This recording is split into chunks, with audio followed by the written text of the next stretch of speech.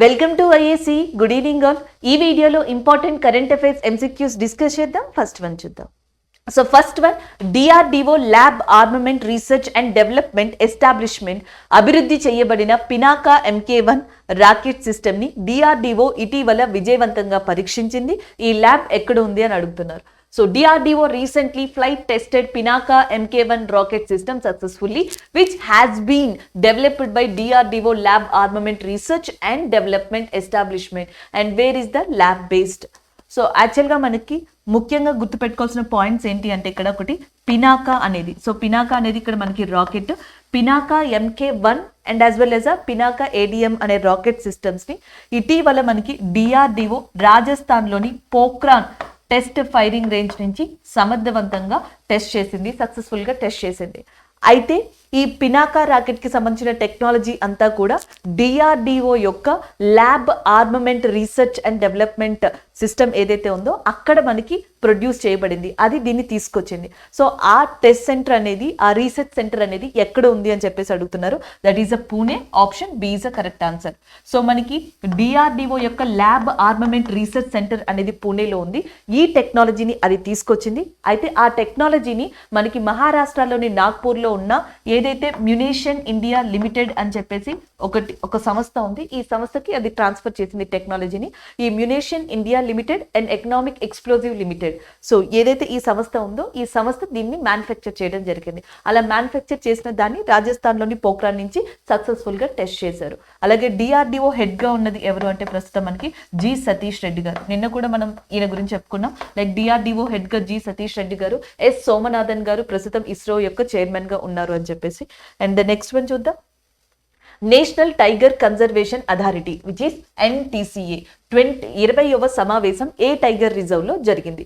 The 20th meeting of national tiger conservation authority was held at which tiger reserve? Options లో Orang, Pakke and Namdapha, Bandipur అని చెప్పేసి ఉన్నాయి. Answer Pakke is a correct answer. Option D is a correct one. మనకి అటవీ మరియు పర్యావరణ శాఖ మంత్రి, ministry of environment and forest గా భూపేంద్ర యాదవ్ గారు ఉన్నారు. సో భూపేంద్ర యాదవ్ గారి అధ్యక్షతన 20వ NTCA మీటింగ్ అనేది అరుణాచల్ ప్రదేశ్ లోని పక్కీ పులి సంరక్షణ కేంద్రం ఏదైతే ఉందో సో అక్కడ నిర్వహించబడింది. 19 టైగర్ కన్జర్వేషన్ అథారిటీ సమిట్స్ అనేవి ఏదైతే 19 NTCA సమిట్స్ ఏవైతే ఉన్నాయో ఇవన్నీ కూడా క్యాపిటల్ రీజియన్ గానే, రాజధాని కేంద్రంగానే నిర్వహించారు. సో రాజధాని కాకుండా మొట్టమొదటిసారిగా బయట ప్రాంతంలో నిర్వహించిన నేషనల్ టైగర్ కన్జర్వేషన్ అథారిటీ సమావేశంగా కూడా ఈ సమావేశాన్ని చెప్పడం జరుగుతుంది. అలాగే భారతదేశంలో మనకి టోటల్ గా 53 పులి సంరక్షణ కేంద్రాలు ఉన్నాయి. 53వ పులి సంరక్షణ కేంద్రం కింద గురు ఘాసిదాసిపూర్ పులి సంరక్షణ కేంద్రాన్ని చెప్తారు. There is total 53 tiger reserves in India. The 53rd tiger reserve in India Guru Ghasidasipur. అలాగే నెక్స్ట్ మనకి పులుల దినోత్సవం అంటాం కదా, అంతర్జాతీయ పులుల దినోత్సవం ఇంటర్నేషనల్ టైగర్స్ డే కింద జూలై 29న కన్సిడర్ చేయడం జరుగుతుంది. సో ఇవి ఓవరాల్ గా గుర్తుపెట్టుకోవాలి. ఇకపోతే పక్కీ సంరక్షణ కేంద్రాన్ని ఎందుకు తీసుకున్నారు, ఇప్పుడు ఎందుకు సెలెక్ట్ చేసుకున్నారు అంటే మనకి ఫారెస్ట్ సర్వే రిపోర్ట్ అనేది ప్రతి 2 సంవత్సరాలకు ఒకసారి రిలీజ్ కావడం జరుగుతుంది ఇండియాలో. అలా 1987 నుంచి దీన్ని స్టార్ట్ చేశారు. అండ్ 2021 రీసెంట్ గా forest survey report 17th survey report ని ఇచ్చారు. సో దాంట్లో ఏం చెప్పారంటే మనకి జనరల్ గా 53 పులి సంరక్షణ కేంద్రాలు ఉన్నాయి. ఈ 53 పులి సంరక్షణ కేంద్రాల్లో అతిపెద్ద పులి సంరక్షణ కేంద్రం కింద శ్రీశైలం ని చెప్తారు. శ్రీశైలం టైగర్ రిజర్వ్, ఇది ఆంధ్రప్రదేశ్ లో ఉంది. అతి చిన్న పులి సంరక్షణ కేంద్రం కింద బోర్ ని చెప్తారు. బోర్ వచ్చేటప్పటికి మహారాష్ట్రలో ఉంది. అయితే 2021 ఫారెస్ట్ సర్వే రిపోర్ట్ లేదా 17th ఫారెస్ట్ సర్వే రిపోర్ట్ లో ఏమని ఉందంటే భారతదేశంలో ఉన్న అన్ని పులి సంరక్షణ కేంద్రాల్లో కల్లా పక్కీ పులి సంరక్షణ కేంద్రం ఏదైతే అరుణాచల్ ప్రదేశ్ లో ఉందో సో అక్కడ ఆ పులి సంరక్షణ కేంద్రం కింద అత్యధికమైన అటవీ ప్రాంతం అనేది ఉంది. The most forest area for the tiger reserve in India, that is nothing but Pakke tiger reserve గా చెప్పొచ్చు. సో ఆ ఉద్దేశంతో ఏదైతే ఆ స్పెషాలిటీ కలిగి ఉందో సో అదే ప్రాంతంలో మనకి national tiger conservation of authority యొక్క సమావేశాన్ని నిర్వహించడం జరిగింది. నెక్స్ట్ వన్ చూద్దాం. నెక్స్ట్ వన్, కేంద్ర బడ్జెట్ 2022-23 ప్రకారం దేశంలో ఎన్ని డిజిటల్ బ్యాంకింగ్ యూనిట్లని ఏర్పాటు చేయాలని భారత ప్రభుత్వం ప్రకటించింది. The government of India announced to set up how many digital banking units in the country as per union budget. So question వచ్చేటప్పటికి యూనియన్ బడ్జెట్ లో గవర్నమెంట్ ఆఫ్ ఇండియా అనౌన్స్ చేసిందంట. ఏమని? ఆజాదీ కా అమృత్ మహోత్సవ్ ని అనుసరించుకొని అండ్ రానున్న రోజుల్లో 75 జిల్లాల్లో 75 డిజిటల్ బ్యాంకింగ్ యూనిట్స్ ని ఎస్టాబ్లిష్ చేయాలని. కాబట్టి ఆన్సర్ వచ్చేటప్పటికి ఆప్షన్ ఏ అవుతుంది. Option A is a correct one. 75.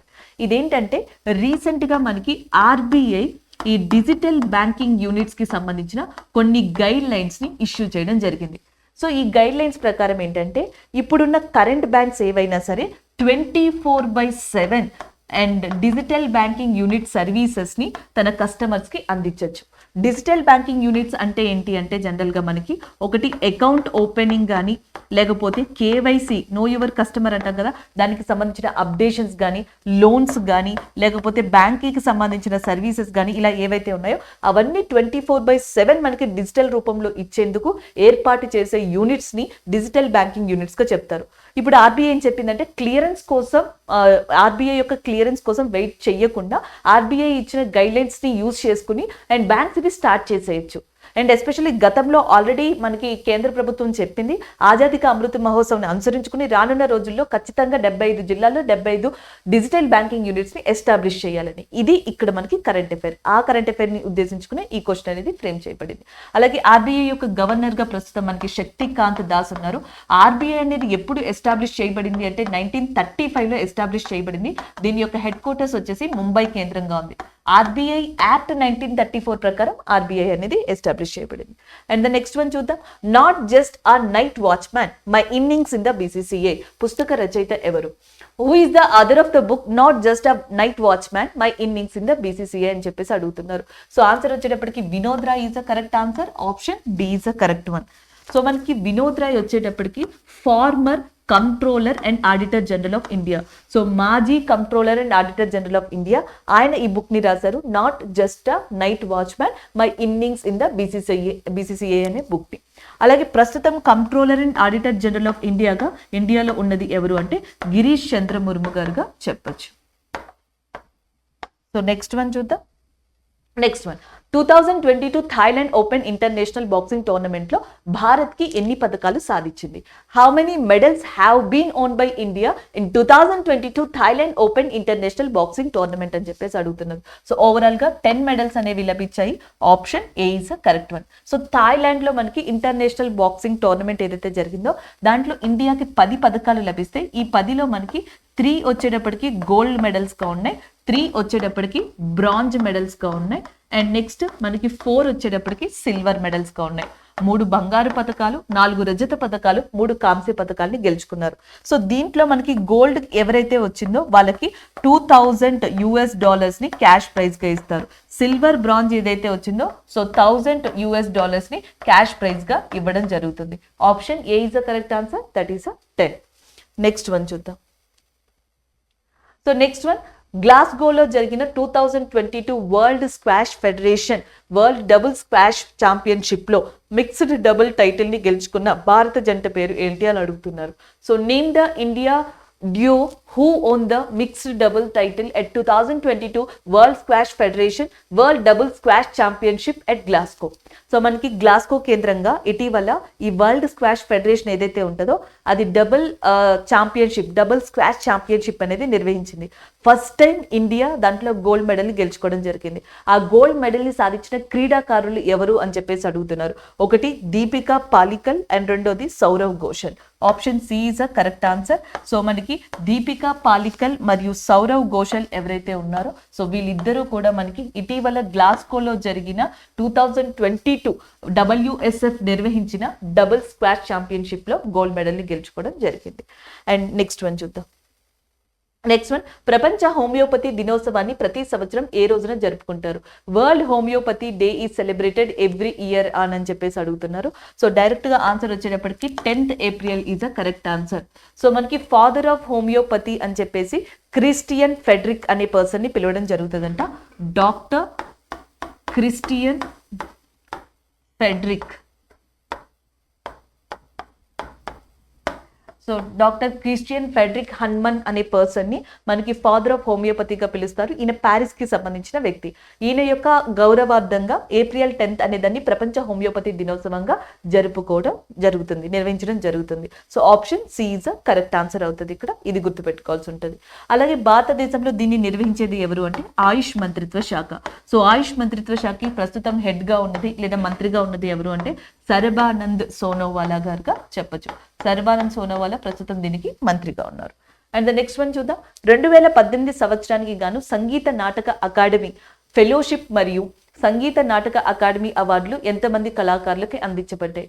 ఇటీవల మనకి సంగీత నాటక అకాడమీ అవార్డ్స్, లలిత కళా అకాడమీ అవార్డ్స్ ని ఇవ్వడం జరిగింది. ఇవి ఏ విభాగాల్లో ఇస్తారంటే ఒకటి సంగీత అండ్ రెండోది వచ్చేటప్పటికి నృత్యం. సో సంగీతం కూడా ఏంటంటే ఒకటి క్లాసికల్ మ్యూజిక్ సాంప్రదాయ సంగీతం కానీ, రెండోది వచ్చేటప్పటికి జానపద సంగీతం కానీ, సేమ్ డాన్స్ కూడా అంతే, క్లాసికల్ డాన్స్ కానీ ఫోక్ డాన్స్ కానీ. సో వీటిలో ఎవరైతే కాంట్రిబ్యూట్ చేస్తారో వాళ్ళకి ఈ లలిత కళా అకాడమీ లేదా సంగీత నాటక అకాడమీ అవార్డ్స్ ని ఇస్తారు.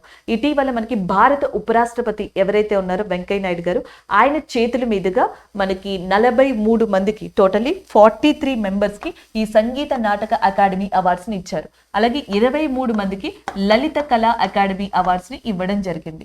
అండ్ ఇవన్నీ కూడా ministry of tourism and culture, భారతదేశ పర్యాటక శాఖ మంత్రి ఎవరైతే ఉన్నారో జి కిషన్ రెడ్డి గారు, ఆయన ఆధ్వర్యంలో నిర్వహించడం జరిగింది. సో ఇది కూడా ఏంటంటే సంగీత నాటక అకాడమీ అవార్డ్స్ ని 2018లో ప్రకటించారు. 2018 కి సంబంధించిన అవార్డ్స్ ని ఇటీవల ఇవ్వడం జరిగింది. 2021 కి సంబంధించిన లలిత కళా అకాడమీ అవార్డ్స్ ని కూడా రీసెంట్ గా ఇవ్వడం జరిగింది. సో ఈ సంగీత నాటక అకాడమీ అవార్డ్స్ ని గెలుచుకున్న వాళ్ళలో మనకి ఒకటి తబలా మాస్ట్రో అయిన జాకీర్ హుస్సేన్ లాంటి వాళ్ళు కూడా ఇందులో ఉండడం జరిగింది. సట్రియా డాన్స్ ఫేమస్ పర్సన్ కానీ, జాకీర్ హుస్సేన్ కానీ ముఖ్యంగా 13 మంది దాకా సంగీత కళాకారులు ఈ అవార్డుని అందుకోవడం జరిగింది. నెక్స్ట్ వన్ సో ప్రపంచ హోమియోపతి దినోత్సవం సందర్భంగా 2 రోజుల సైంటిఫిక్ కన్వెన్షన్ యొక్క ఇతివృత్తాంతం ఏంటి? What was the theme of the 2 days scientific convention on the world homeopathy day? So మనకి హోమియోపతి డే అనే దాన్ని ఏప్రిల్ 10th నిర్వహిస్తున్నారు అని చెప్పేసి మనం డిస్కస్ చేసుకోవడం జరిగింది. సో దాని సందర్భంగా భారతదేశంలోని న్యూఢిల్లీ కేంద్రంగా మినిస్ట్రీ ఆఫ్ ఆయుష్ అండ్ ఇంకొకటి వచ్చేటప్పటికి national institute of homeopathy, NIH గా చెప్పొచ్చు, నేషనల్ ఇన్స్టిట్యూట్ ఆఫ్ హోమియోపతి. దీని యొక్క హెడ్ క్వార్టర్స్ వచ్చేసి వెస్ట్ బెంగాల్లోని కలకత్తా కేంద్రంగా ఉంది.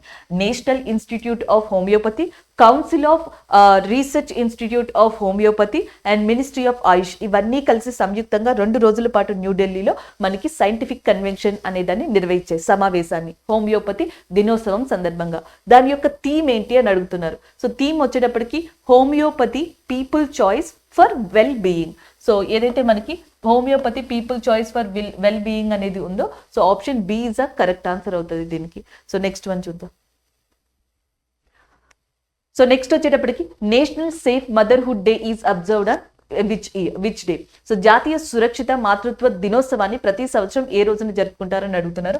April 11th, option A is a correct answer. So మనకి ఏప్రిల్ 11th ఏటా కూడా జాతీయ సురక్షిత మాతృత్వ దినోత్సవాన్ని జరుపుకోవడం జరుగుతుంది. Option A is a correct one. So next question, and what is the real gross domestic product growth projection for 2022-23 as per RBI's monetary policy April 2022? RBI యొక్క మానిటరీ పాలసీ ప్రకారం 2022-23 పాలసీ ప్రకారం చూసుకుంటే మనకి ద్రవ్య విధానంలో అండ్ నిజమైన స్థూల దేశీయోత్పత్తి వృద్ధి ఎంత అని చెప్పేసి అడుగుతున్నారు. సో ఆన్సర్ వచ్చేటప్పటికి 7.2%. సో ఆర్బీఐ యొక్క ఏదైతే మానిటరీ పాలసీ అనేది ఉందో 2022-23కి సంబంధించి, సో దాని ప్రకారం చూసుకుంటే ఎస్టిమేటెడ్ రియల్ జీడిపి గ్రోత్ ఎంత ఉండొచ్చు అంటే 7.2%గా చెప్పడం జరిగింది. Option C is a correct one. Next one, Ayushman Bharat Pradhan Mantri Jan ఆరోగ్య యోజనని అమలు చేయడానికి ఏ ఏజెన్సీ ఏర్పాటు చేయబడింది? So which agency was setup to implement Ayushman Bharat Pradhan Mantri Jan Arogya Yojana అని అడుగుతున్నారు. సో ఆన్సర్ వచ్చేటప్పటికి national health authority. So national health authority ఆధ్వర్యంలోనే మనకి ఆయుష్మాన్ భారత్ లోని ప్రధానమంత్రి జన్ ఆరోగ్య యోజన అనేది మనకి అమలు చేయబడుతుంది. ఆప్షన్ సి అనేది కరెక్ట్ అవుతుంది. అండ్ ద నెక్స్ట్ వన్ చూద్దాం. And who is the head of the Animation, Visual Effect, Gaming and Comic Promotion Task Force? So Animation, Visual Effects, Gaming and Comic Promotion Task Force యొక్క అధిపతి head ఎవరు అని అడుగుతున్నారు. So ministry of broadcasting ఏదైతే ఉందో so దాన్ని చెప్పొచ్చు, secretary of ministry of information and broadcasting. సమాచార ప్రసార మంత్రిత్వ శాఖ కార్యదర్శి మనకి animation, visuals and effects, gamings and ఏదైతే ఉందో దానికి మనకి హెడ్ గా ఉన్నారు. Option A is the correct answer అవుతుంది. సో నెక్స్ట్ వన్ చూద్దాం. Academy of motion pictures and arts ఇటీవల ఏ నటుడిని 10 సంవత్సరాల పాటు ఆస్కార్ లేదా మరి ఏ ఇతర అకాడమీ ఈవెంట్స్ కి హాజరు కాకుండా నిషేధించింది? So which actor has recently been banned by the academy of motion pictures and arts from attending Oscars or any other academy events for 10 years? So answer వచ్చేటప్పటికి Will Smith is the correct answer. Option B is the correct one. So మనకి 94th academic awards ఏవైతే ఉంటాయో so దాంట్లో will Smith కి సంబంధించి ఒక చిన్న incident అనేది జరిగింది. దాని తర్వాత విల్ స్మిత్ ని మనకి 10 years పాటు మనకి వర్చువల్ గా కానీ డైరెక్ట్ గా కానీ ఆస్కార్ యొక్క ఏవైతే ఈవెంట్స్ జరుగుతాయో ఆ అన్ని ఈవెంట్స్ కి కూడా బ్యాన్ చేయడం జరిగింది. Option B is the correct one. Next one చూద్దాం. అండ్ హాకీ ఇండియా సీనియర్ పురుషుల జాతీయ ఛాంపియన్షిప్ 2022 యొక్క 12వ ఎడిషన్ ని ఏ నగరం నిర్వహిస్తుంది?